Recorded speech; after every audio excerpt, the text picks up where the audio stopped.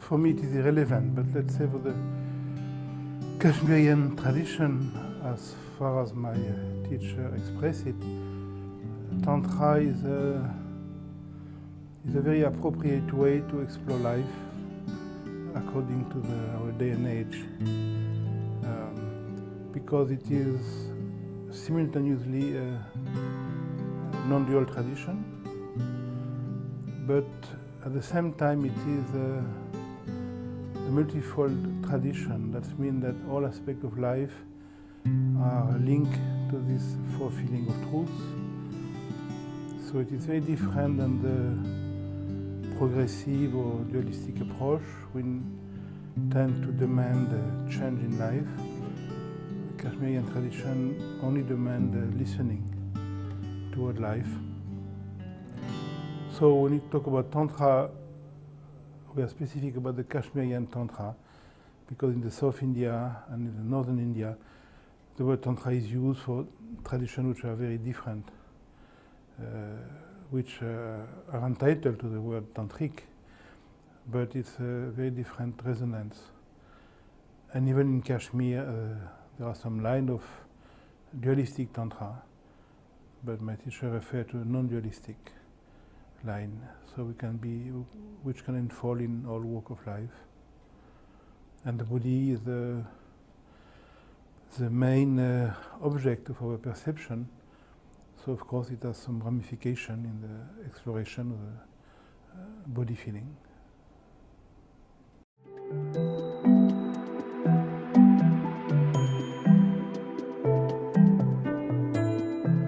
I have not the body come from Vedantic tradition.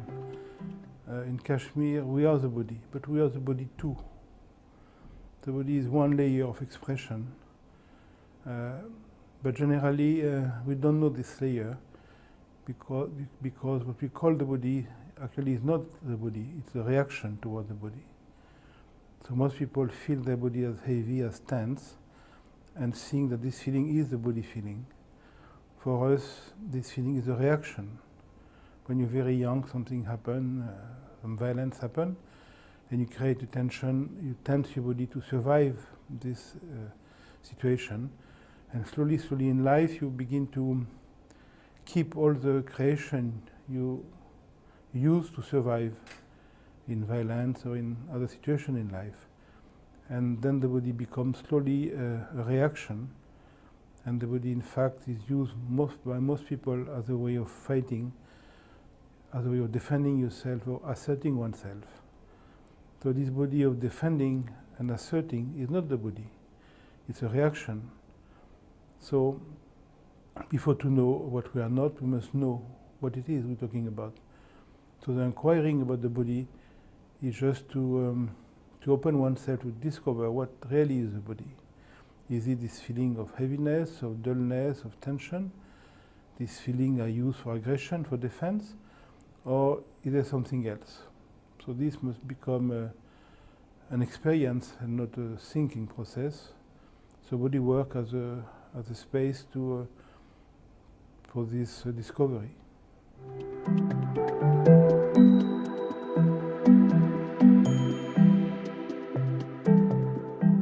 The pattern may dissolve, but there's nothing to transcend. The transcendence is a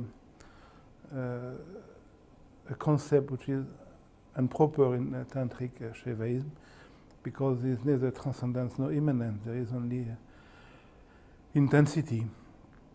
So when you see that what you feel the body is a mental creation, in a way that you receive a letter from your lover and you feel very light, and then the next day you receive a letter that finally decides to sleep with your neighbor instead of you, and you feel very heavy. So this feeling is not the body feeling, it's a reaction feeling. But generally we tend to think that our body is this lightness or this heaviness. No, this is just emotional reaction.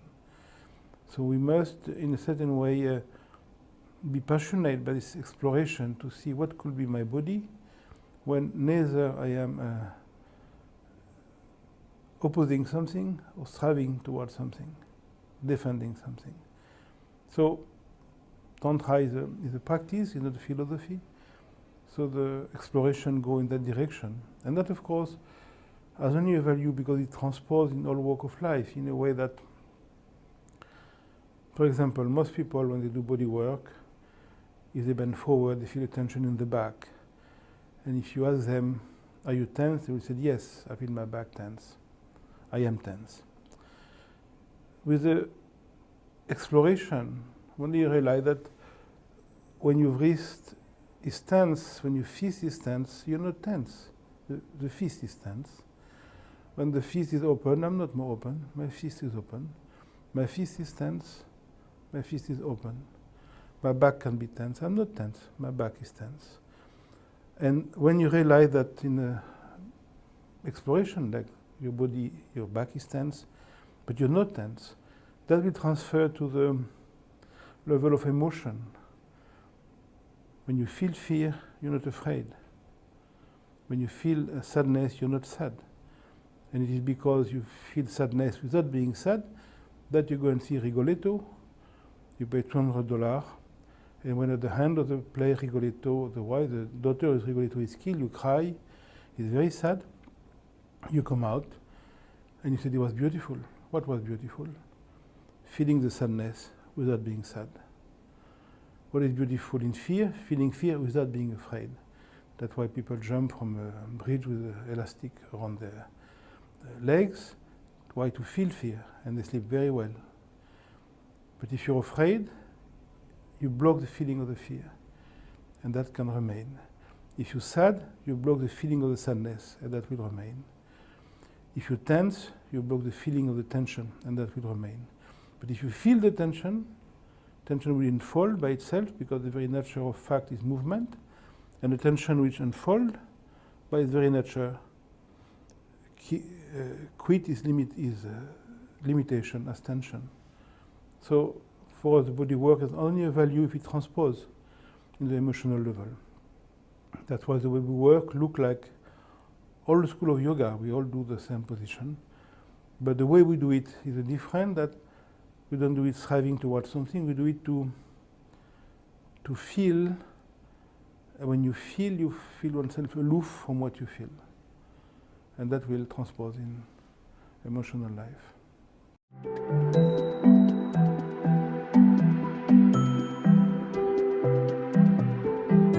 And the sadness is only there in the moment. When you come out of the theater, you're not more sad. You feel happy. So it was so beautiful. What was beautiful? To feel the sadness. But if you're sad, you block the sadness. Emotion has twofold. Either you're afraid of something and you cannot move. Either you feel fear and you move faster. So the first emotion, the first appropriation blocks the life. I'm afraid of this, I cannot move. The second, I feel the fear in my belly and my chest, I move faster. The adrenaline, all the chemical part of the body, make me alive. If I have to strike, I strike harder. I jump faster when I feel fear. But if I'm afraid, I cannot move. So only what reduces our abilities is eventually given away. Emotion will always remain, but as power, as beauty, as expression, not as hindrance that one should get rid of to find freedom or whatever.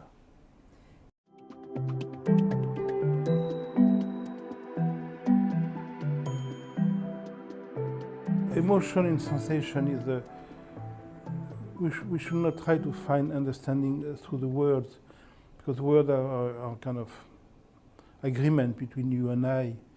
I don't know what you mean by emotion. You will never know what I mean by emotion. So when we say we agree on something very superficial. So understanding can only come from being understanding, which means we don't understand words. That means understanding don't belong to the mind, because the mind only functions with words. Without words, you cannot think. We only think with words. That's why language is very important to see its own limitation. But even in sacred language like Sanskrit, Chinese, or Arabic, where the structure, the semantic of the language is different, still when Shankara wrote his text, his thinking of Sanskrit was a big part of his expression. If he would have known another language, his text, his philosophy would have been different. We think according to how we speak. So when you see that, it is very important that one, in a certain way, open to understanding without word, because other way, what we call understanding is just a reduction to the immensity of our own limitation. So there's nothing to understand. You give up understanding in a certain way. So I can never understand what this means, because this means nothing. Meaning are a kind of defense, which are a role to play to point to what is beyond defense. But as such, one can never understand something.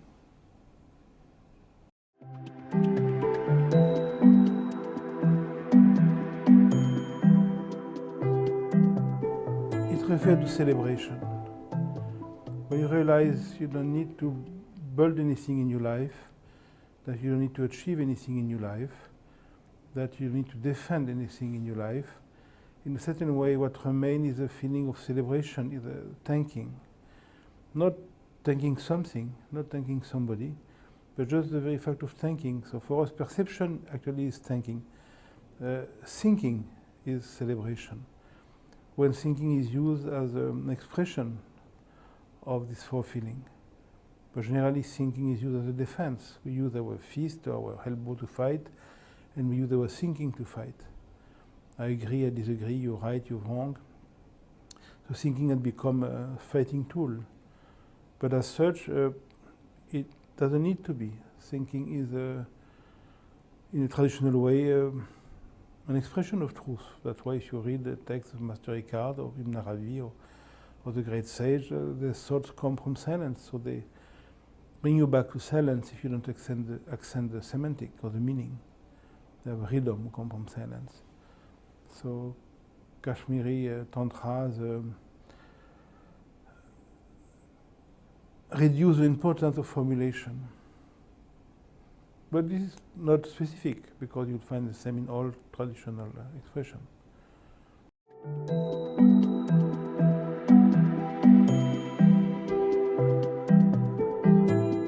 Actually, it is not. The only thing that the expression have to be adapted to the modern world. Many elements we are taken for granted in Kashmir, or were taken, because now, because of the political situation, it is different. The Hindus have been expelled from Kashmir by the Islamic situation. It's not the same here. Here people live with the fantasy of a democratic world. They want to be happy getting married or having children or being rich or being recognized. So it's not that different, but it's expressed differently. In a way, in India, it was from the very beginning, at least intellectually recognized that the aim of life was not becoming something, but recognizing something. So here one should adapt. And it is a light adaptation, because it doesn't make a big difference. Because when you want a new husband, a new wife, a new dog, a new car, a new guru, or when you want freedom, actually what you want is this wholeness, which, because of your culture, because of your stupidity or your intelligence, you project onto a woman, onto a man, onto a guru, onto a tradition, onto a car. But actually you don't want the husband, because when you get it, you will want another one. You don't want the car, because when you have it, you want another one. So what we want is not what we want. So even if I think the goal of my life is to have a white dog, I want the same thing as the sadhu in the Himalayas. So what we pretend to want is unimportant, because the longing is the same. Just at some point the longing becomes more clear. So it doesn't, there is no expansion of energy in some objective direction.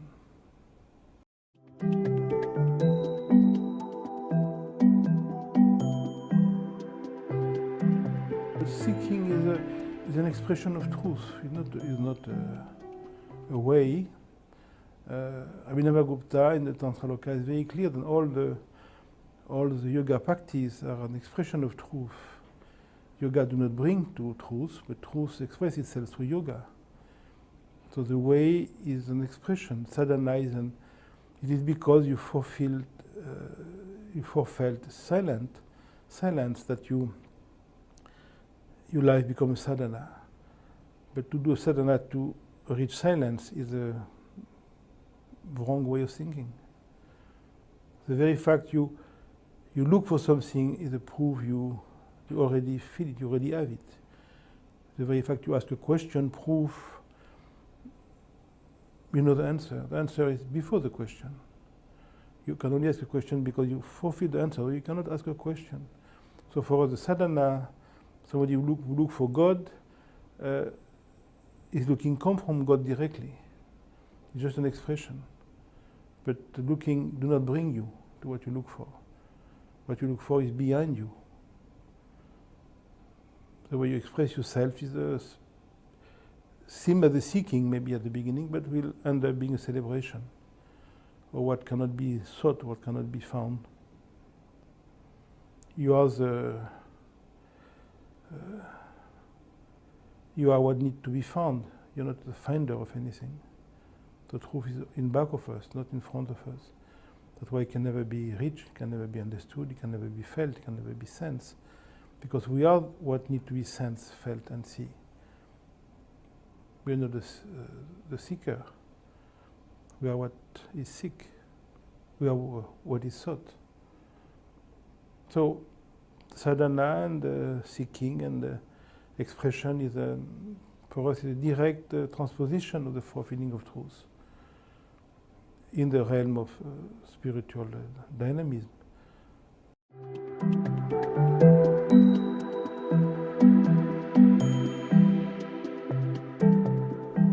Actually, again, it will be a limitation to try to say what is truth, what is consciousness, what is silence, because you and I are going to agree that it is this, but we agree on two words which have different meaning for us. According to culture, to mind, we will understand the word in different ways. Oh yes, we agree. We don't agree. We just pretend. So, truth is a word used to describe the fact that even if you have 3 wives and 3 husbands and 3 cars, and something is not totally satisfied and you want something else, and whatever you want, when you get it, very soon you want something else. So this longing for what seems to be something for a long time can be called truth or consciousness, but the word do not reveal what it is. The word make it more objective. That's why in Sanskrit we use the word anama, what has no name. So whatever name we use it is a pedagogical tool. It's what you cannot question. You can give up everything, but this longing at some point you cannot give it up, because it is what we want in every action, in every thought, in every perception. You can never give up this fulfilling.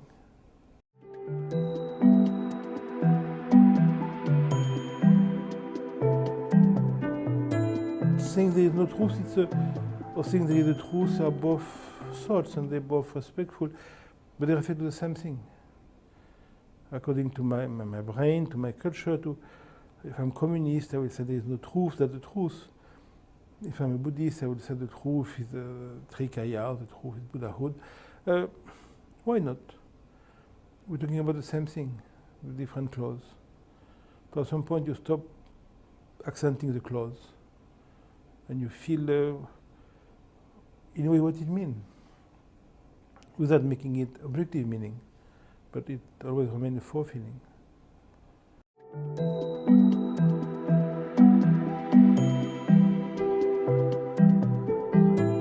But what changes is that at the beginning you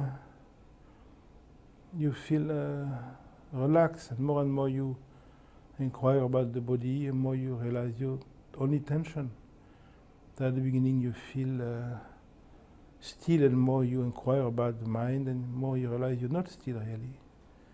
So you just discover all your limitation more and more clearly. There's ever a room for appropriation in this line. You cannot become something. You don't become a guru. You don't become enlightened. You see your limitation. This very fact is our freedom. There is no other. When you see your pretension, this is what is called humility. But there is no room to be humble, but in pretension. So the seeing is more and more intense. It's endless because perception is endless. But it's not endless in time, because time is what comes and goes. So slowly the accent is shift from time to intensity, in which time appear. So there's really no evolving, nothing changed. But you don't accent things anymore.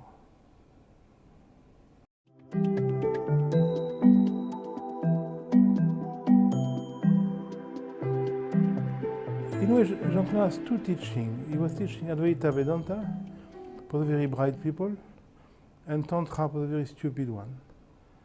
So Advaita is an holistic teaching, which is only proper for people with a high level of mental discrimination, which are immensely purified. That means we have no link with emotional life. When you read Shankara, when you read the commentary of the Mandukya Upanishad from Gaudapada, they don't talk about your wife and your children and fear. No, they talk about real stuff. So that's for the exception. And you need the presence of somebody really in his own absence. You cannot inhabit this openness on your own, according to the tradition. Tantra is for the stupid. Tantra do not need anything but being more and more open to the fact that we are constantly in reaction, that we are constantly in pretension, that we are constantly in thinking, in defending, in trying. So this teaching was very stimulating. And it doesn't require any teacher. The teacher is life. And there's no room to achieve anything there. So according to the level of his students, Jean had used one or the other teaching. Of course, it was not black and white, but still, there's a kind of strong line. The dualistic, non-dualistic teaching exclude everything to concentrate on the intensity. The tantric teaching include everything because there's nothing else than truth. So there's nothing to exclude. It is democratic.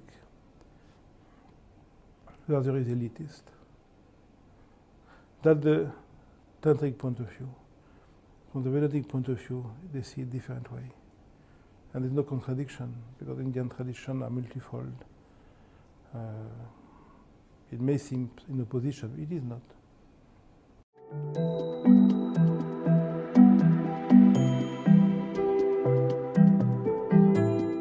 Advaitic tradition is a very, it's considered for the elite. When you read the Upanishad, they don't give you advice how to lead your life. They don't tell you what to eat. They don't tell you how to make love. They don't tell you, they tell you to concentrate on the self. It is beautiful for the people who have these abilities.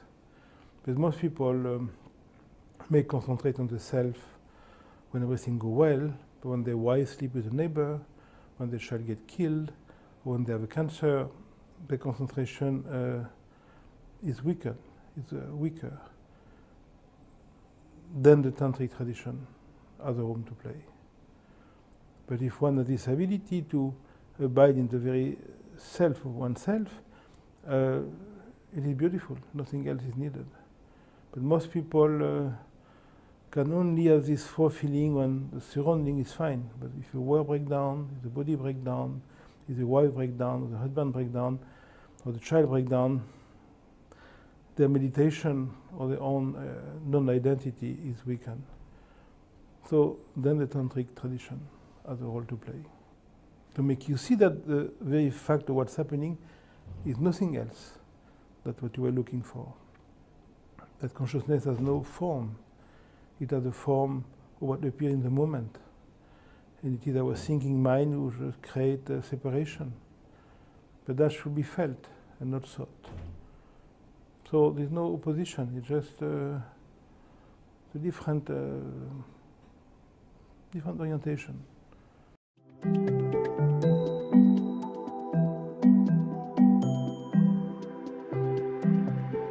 There's no such thing as the body. Body is a thought. So to try to find oneself in the body is like to try oneself in a car or in a relationship.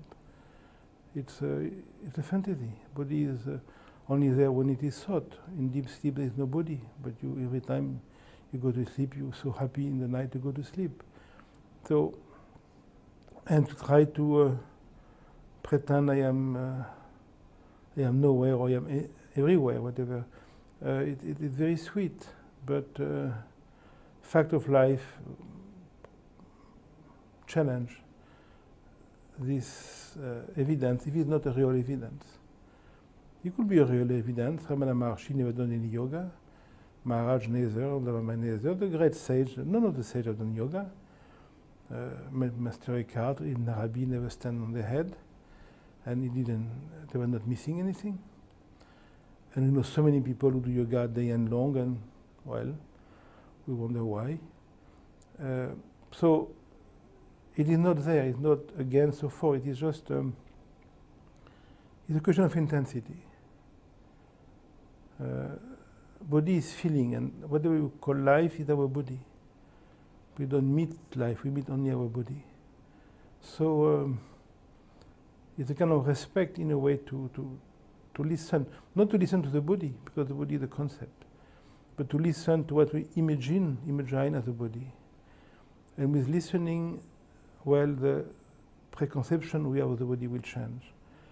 And if the preconception we have of our body will change, the way we see the world change, because the way we create the world is just a projection of the way we feel our body. There's no difference. If I feel my body hard, the world is hard. If I feel violence, I feel the world violent. We can know only the projection of our body. The world is only the projection of our mental limitation, affectivity, and so on. If you rape all you use, you see the world from that point of view. If you caress and love all you use, you'll see the world from this point of view. We don't see the world. We only see our emotion. So Tantra, in a way, is just acknowledging this fact and inquiring for the sake of it, because life is inquiring. There's no goal. You don't become anything. You're never going to change anything. You're never going to achieve anything. But the beauty of life is the intensity of life is asking without asking without expecting an answer. If you expect an answer, you live in projection. You cannot be present. So my teacher used to say, waiting without waiting. There's a waiting, which is aloofness, which is openness, but without waiting will be a direction, going away from aloofness. So myself, I use the word intensity. It's a word, it has no meaning, but it is the same thing. So there's no contradiction. For some people, the body work will be a distraction because they could not approach it without the intention. So for them, it will be a dispersion. For some people, not to do the body work will be a dispersion because it's too easy to read the Upanishad when your husband is faithful, when you're in good health, when you have some money, when your country is at peace. So you must see things in a more creative way. So, and it's not that we have a choice. Things unravel the way they need to be. So there's no contradiction now.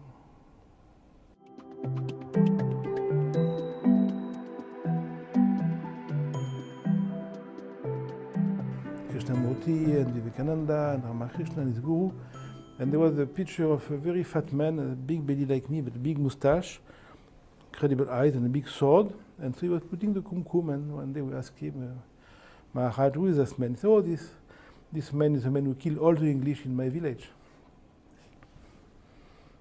So people see that here in the fantasy world, but the Maharaj was very creative. Non-duality is not something. It's and bhajan is not something else. It's just the intensity of life. It is our mind we want to decide. It is dual, non-dual, dual, non-dual, non-dual, dual. And it's not only Western, because in India we have 5 Vedantic traditions, not 3. There's a non-dualist, dualistic, half dualist, non-dualistic, half non-dualist, dualistic, non-dualist, dualistic, non-dualist, dualistic, non-dualist. Vijistavaita, and so on. So Indians are like that too. And Kashmir Shivaism is endless. That's the level of possibility. So that's the beauty of mind, like this. So many kind of music and birds and thoughts, it's the same thing.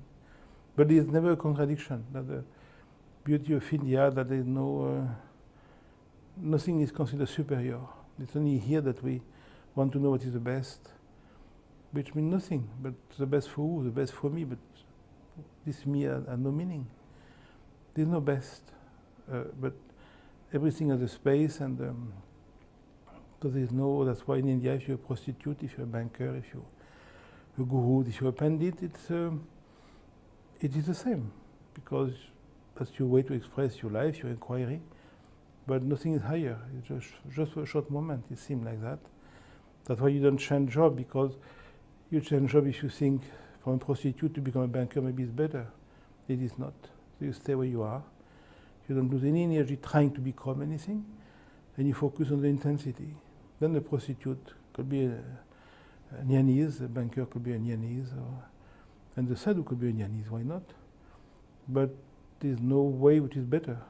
Abhinavagupta refused the initiation to anybody who would wear the Shiva marks, even in the 10th centuries.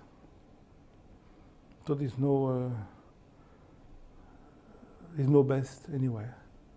That's very the root of Indian culture.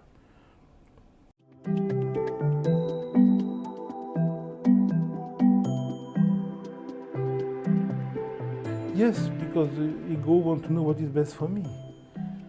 What is best for me? Shall I sleep with this one or that one? Shall I marry this one or that one? Shall I go there or there? Who is the best guru? Who is the best book? What is the best car? The best for what? One must inquire at some point. Who am I talking about? What am I talking about? It's a fantasy. So any situation will bring you back to seeing you're just pretending, I better marry this one, then I know I better divorce that one. We're only living in this fantasy. In India, you don't get married for you. You get married because, in a way, that's life. I'm not saying that one should follow Indian tradition, because as all traditions, they have their beauty and their weakness. But it is not that stupid. That's the way we think from here. Because it cuts you all dynamism towards something. If you're born in India, you cannot become anything. So you have to, the only space available to you is intensity.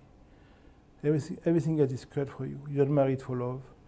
You don't marry for any reason. Whatever you do is not what you want to do. So you have to find the freedom not in doing. So, but of course, it has its limit too. It has its frustration too, it has its violence too, and it is what it is. But the idea that when people do here, what is best for myself, what tradition shall I follow, must be seen at some point as the ultimate misleading attitude. I'm not there to follow the tradition I like. The tradition for me is the one who's going to challenge me. And this is what I'm going to dislike. Because what I like is what gives me security. Security belongs to the ego. So I must follow the tradition I dislike the most. That's the good one for me.